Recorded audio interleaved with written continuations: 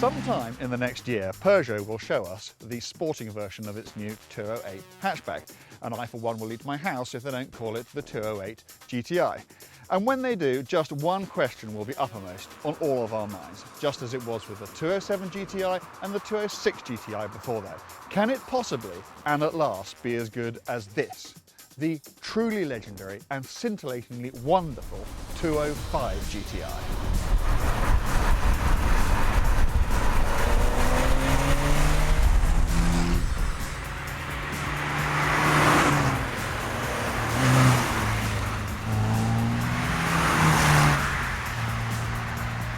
The genre, known as the hot hatch, has been around for more than 35 years, but never has it created an act more difficult to follow than this. Launched in 1984 with a 1.6 litre 105 horsepower engine and developed into this ultimate version, the 130 horsepower 205 GTI 1.9, its combination of lightweight, strong performance and barely believable handling swept all rivals aside.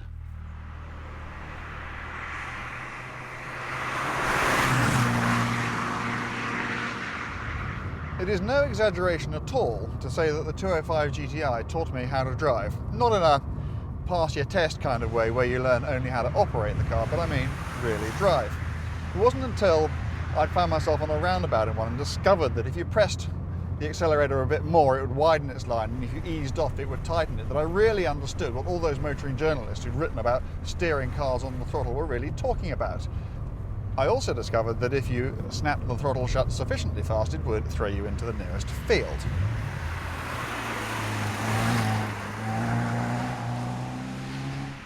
But the 205 GTI would never have gained the reputation it enjoys today, simply by being a bit handy in the corners.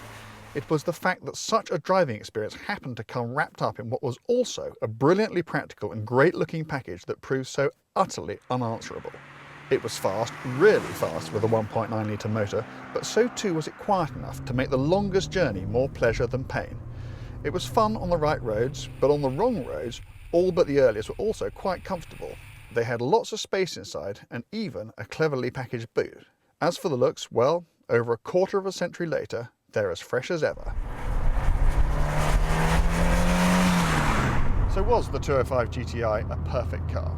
By no means. Some of the interior materials were awful, even by the frankly lamentable standards of 1980s French hatchbacks. The seats weren't that great, but the real problem came if you hit something in one of these.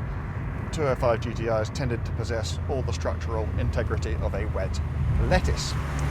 That said, if we even noticed at the time, we certainly didn't care. We were just too busy enjoying ourselves.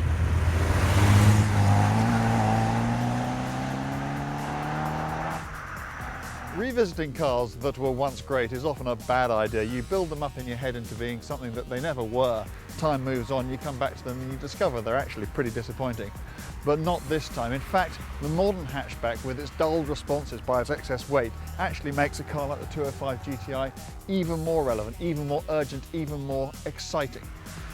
So when history comes to tell the story of a hot hatch, where is this car going to be? Well, it wasn't the first, certainly isn't the fastest.